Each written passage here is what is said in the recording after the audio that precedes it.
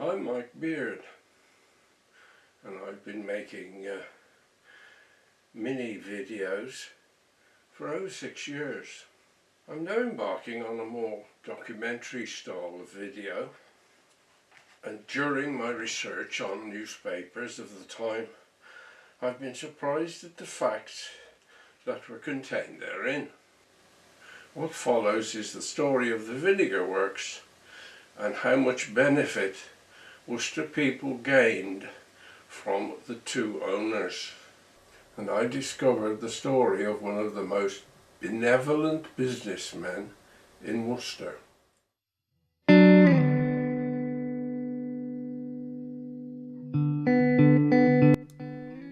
The story starts with two men called Gilpin and Cowell. They ran a wine shop. Whether they made their own wine or not hasn't been recorded, and this was located in the Foregate. William Hill and Edward Evans bought the wine business from Charles Gilpin in 1829, and by 1842 they had relocated to premises next to Granger's porcelain factory in Clapgate.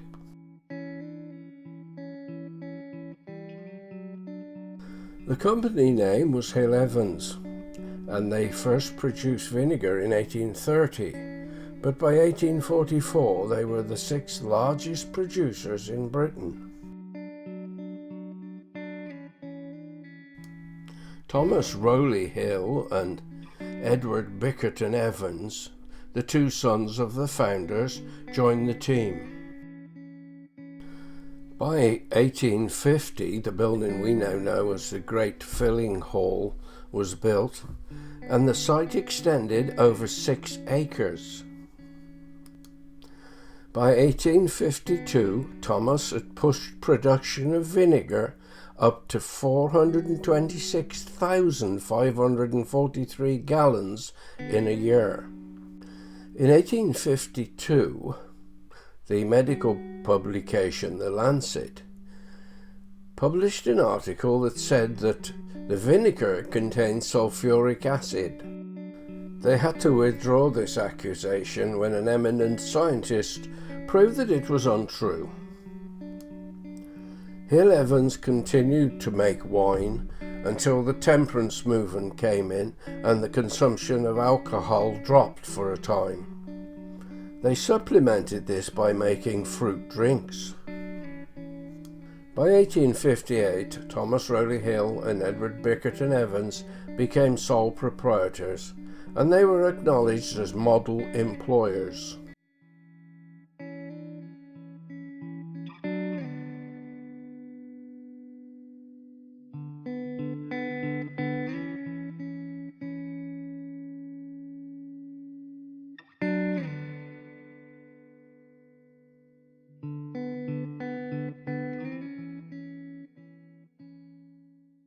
Both gentlemen retired from the firm in 1874, and on that occasion distributed sums of money among all their employees in proportion to their length of service, which in many cases was very considerable.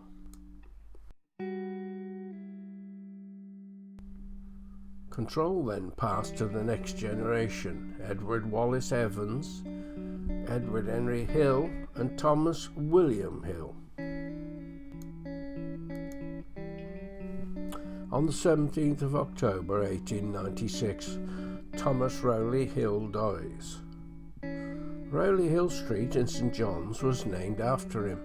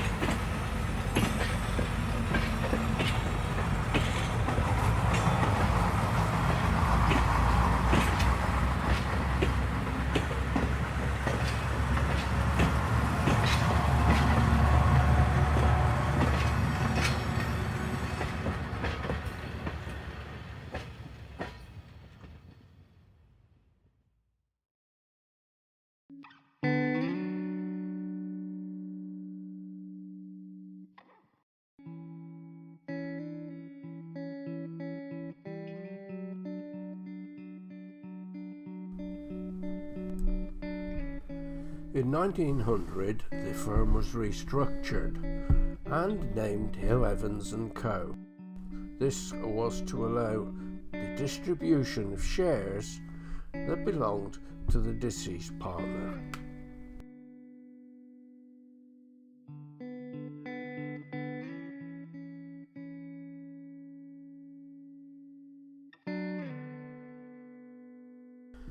(1909) Mrs. E. Bickerton Evans passes away.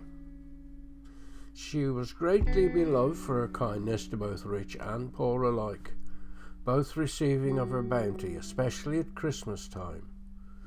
She'll be greatly missed by the school children, to whom she gave cocoa in the winter and milk in the summer, and at Christmas loading them with presents each year surpassing the last. In 1911, Mr. E. H. Hill, chairman of Hill Evans & Company, passed away. His death was due to laryngitis. Left £186,542 and £147.81 net. He gave £5,000 to the Royal Albert Orphanage Asylum, £3,000 to the Nightwick Consumptive Sanatorium, £3,600 to the Worcester Ophthalmic Hospital.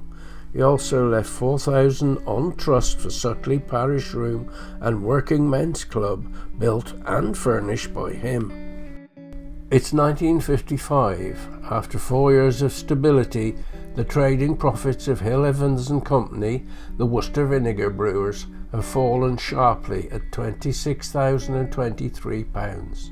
They're £8,643 less than in 1953. Lower profits again for Hill Evans. The trading profits of Hill Evans, the Worcester Vinegar brewers, fell again last year from 50,000 to rather more than 3,000.